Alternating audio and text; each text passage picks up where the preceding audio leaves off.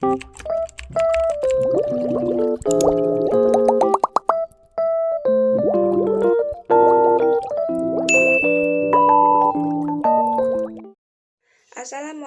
warahmatullahi wabarakatuh. Perkenalkan, nama saya Ovi Septi Juliani dengan NIM 120802270 dari kelas 4B Agroteknologi Fakultas Pertanian dan Peternakan Uinsuska Riau. Baiklah, di sini saya akan mempresentasikan materi pencemaran lingkungan dengan mata kuliah Teknologi Aplikasi Pestisida.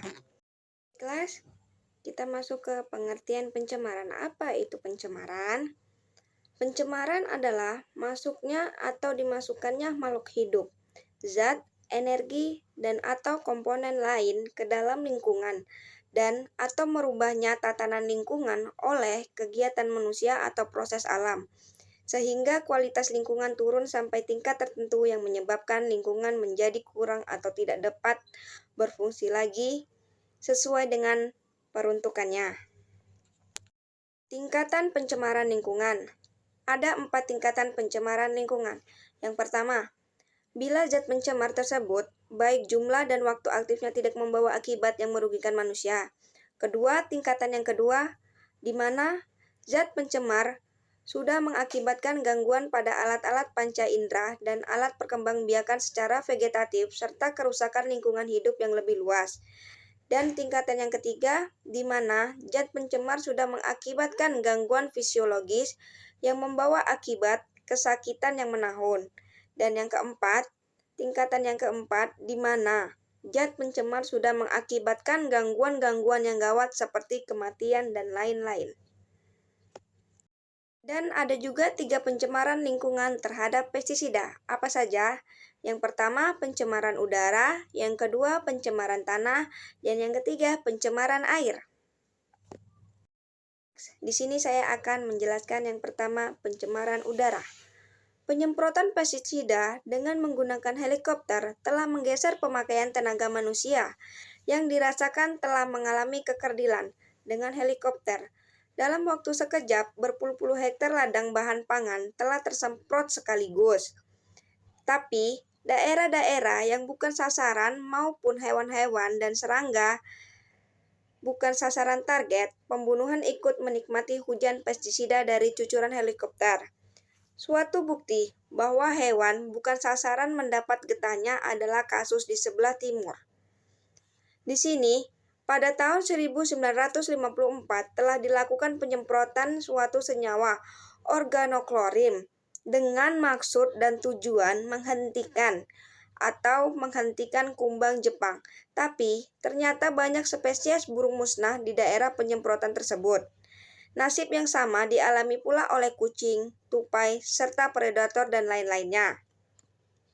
Pencemaran udara, pestisida ini tidak hanya mencemarin atau menyerang lingkungan manusia sendiri, tetapi akhirnya jatuh ke pelukan manusia sendiri, di mana banyak tragedi-tragedi kehidupan yang terjadi, dan yang paling naas, tragedi ini terjadi karena penyelewengan manusia sendiri atas pestisida lain atau pestisida ini. Pencemaran tanah. Sebenarnya tidak semua jenis insekta, cacing atau nematoda dan lain-lain merupakan hama dan penyakit bagi tanaman. Akan tetapi, racun serangga telah membunuhnya. Sebagai contoh, di dalam segumpal tanah pertanian yang subur beratnya 0,5 gram, terdapat kira-kira 1 triliun bakteri, 200 juta jamur, 25 juta alga, 15 juta protozoa, dan juga cacing. Insekta dan makhluk kecil lainnya, makhluk-makhluk kecil ini sangat diperlukan untuk kesuburan tanah selanjutnya. Apabila penyemprotan dilakukan berlebihan atau takaran yang dipakai terlalu banyak, maka yang akan terjadi adalah kerugian. Tanah di sekitar tanaman akan terkena pencemaran pestisida yang kita pakai. Akibatnya, makhluk-makhluk kecil itu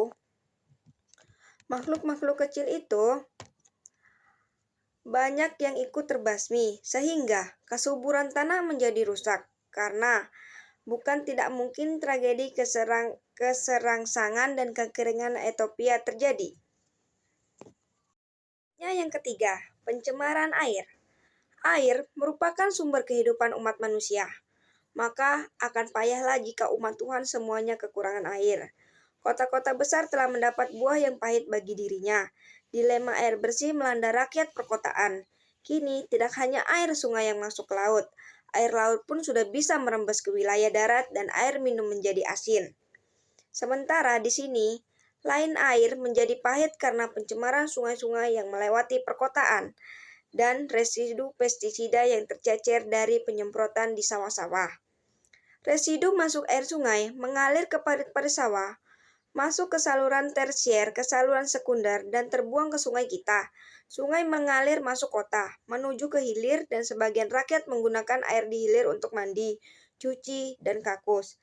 Pencemaran bertambah runyam karena pestisida, sampah rumah tangga, dan produksi atau produk alami. Dampak penggunaan pestisida terhadap lingkungan. Apa saja sih? Dalam penerapan di bidang pertanian, ternyata tidak semua pestisida mengenai sasaran. Kurang lebih, hanya 20% pestisida mengenai sasaran, sedangkan 80% lainnya jatuh ke tanah. Akumulasi residu pestisida tersebut mengakibatkan pencemaran lahan pertanian. Apabila masuk ke dalam rantai makanan, sifat beracun bahan pestisida dapat menimbulkan berbagai penyakit seperti kanker, mutasi, bayi lahir cacat, CAIDS atau Chemically Accurate Deficiency Syndrome, dan sebagainya. Selanjutnya, pada masa sekarang ini dan masa yang mendatang, orang lebih menyukai produk pertanian yang alami dan bebas dari pengaruh pestisida. Walaupun produk pertanian tersebut dapat dengan harga yang lebih mahal dari produk pertanian menggunakan pestisida. Pestisida yang paling banyak menyebabkan kerusakan lingkungan dan mengancam kesehatan manusia adalah pestisida sintetik, yaitu golongan organoklorin.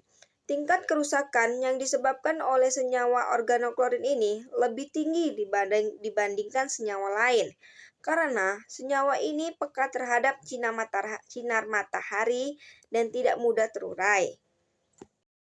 Baiklah, selanjutnya, berikut ini akan diuraikan beberapa dampak penggunaan pestisida yang berhubungan dengan lingkungan dan ekosistem.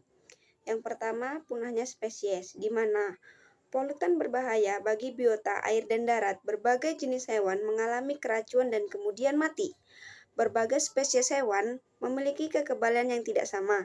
Ada yang peka, ada pula yang tahan. Hewan muda dan larva merupakan hewan yang peka terhadap bahan pencemar. Ada hewan yang dapat beradaptasi sehingga kebal terhadap bahan pencemar, dan ada pula yang tidak. Meskipun hewan mampu beradaptasi, harus diketahui bahwa tingkat adaptasi hewan ada batasnya. Bila batas tersebut terlampaui, hewan tersebut akan mati. Yang kedua, peledakan hama, di mana penggunaan pestisida dapat pula mematikan predator. Jika predator punah, maka serangga dan hama akan berkembang tanpa terkendali. Selanjutnya yang ketiga, gangguan keseimbangan lingkungan, di mana punahnya spesies tertentu dapat mengubah pola interaksi di dalam suatu ekosistem. Rantai makanan, jaring-jaring makanan, dan aliran energi menjadi berubah. Akibatnya, keseimbangan lingkungan, daur materi, dan daur biogeokimia menjadi terganggu. Yang keempat, kesuburan tanah berkurang, di mana penggunaan insektisida dapat mematikan fauna tanah dan dapat juga menurunkan kesuburan tanah, sehingga penggunaan pupuk terus-menerus dapat menyebabkan tanah menjadi asam, sehingga dapat menurunkan kesuburan tanah. Selanjutnya, dampak penggunaan pestisida terhadap kesehatan manusia. Pestisida merupakan sarana untuk membunuh hama-hama tanaman. Dalam konsep pengendalian hama terpadu, pestisida berperan sebagai salah satu komponen pengendalian. Pestisida dengan cepat menurunkan populasi hama hingga meluasnya serangan dapat dicegah, dan kehilangan hasil panen dapat dikurangi. Tetapi, benefit bagi produksi pertanian tanaman tersebut bukan tidak menimbulkan dampak. Para ahli menyatakan bahwa salah satu penyebab terbesar penyakit dan penuaan dini pada manusia adalah Banyaknya bahan kimia yang ada di lingkungan kita dan rekayasa genetika yang kerap dilakukan pada budidaya bahan pangan non-organik merupakan salah satu penyebabnya. Selanjutnya, sekitar 40% kematian di dunia disebabkan oleh pencemaran lingkungan, termasuk tanaman-tanaman yang dikonsumsi manusia. Sementara dari 80.000 jenis pestisida dan bahan kimia lain yang digunakan saat ini, hampir 10% bersifat karsinogenik atau dapat menyebabkan kanker. Sebuah penelitian tentang kanker juga pernah menyatakan bahwa sekitar 1,4 juta kanker di dunia disebabkan oleh pestisida. Next, penggunaan pestisida sangat berdampak terhadap kesehatan dan lingkungan. Setiap hari, ribuan petani dan para pekerja di pertanian diracunin oleh pestisida. Dan setiap tahun diperkirakan jutaan orang yang terlibat di pertanian menderita keracunan akibat penggunaan pestisida. Dalam beberapa kasus keracunan pestisida, petani dan pekerja di pertanian lainnya terkontaminasi atau terpapar pestisida pada proses mencampur dan menyemprotkan pestisida. Di samping itu, masyarakat sekitar lokasi pertanian sangat berisiko terkontaminasi pestisida melalui udara, tanah, dan air yang ikut tercemar. Bahkan, konsumen melalui produk pertanian yang menggunakan pestisida juga beresiko terkontaminasi pestisida. Selanjutnya, penelitian terbaru mengenai bahaya pestisida terhadap keselamatan nyawa dan kesehatan manusia sangat mencegangkan. WHO, World Health Organization, dan Program Lingkungan PBB memperkirakan ada 3 juta orang yang bekerja pada sektor pertanian di negara-negara berkembang terkena racun pestisida dan sekitar 18.000 orang diantaranya meninggal setiap tahunnya. Selanjutnya, menurut NRDC, Natural Resources Defense Council, tahun 1998, hasil penelitian menunjukkan bahwa kebanyakan penderita kanker otak, leukemia, dan cacat pada anak-anak awalnya disebabkan tercemar oleh pestisida kimia. Baiklah, selanjutnya kesimpulan, di mana penggunaan pestisida di sektor pertanian selain menimbulkan dampak positif bagi petani, ternyata dapat juga menimbulkan dampak negatif. Dampak positif yang timbul adalah dapat membasmi atau mengendalikan jasad pengganggu tanaman baik hama, penyakit, maupun gulma, sehingga dapat membantu petani meningkatkan produktivitasnya, membuat pertanian lebih efisien dan ekonomis. Selanjutnya, dampak negatif yang ditimbulkan adalah terjadinya kerusakan lingkungan dan ketidakseimbangan ekosistem, serta menimbulkan keracunan bagi manusia yang berujung pada kematian dan timbulnya berbagai penyakit. Baiklah, sekian presentasi dari saya mengenai pencemaran lingkungan dan dampak penggunaan pestisida terhadap lingkungan. Sekiranya jika ada salah kata, mohon dimaafkan. Assalamualaikum warahmatullahi wabarakatuh.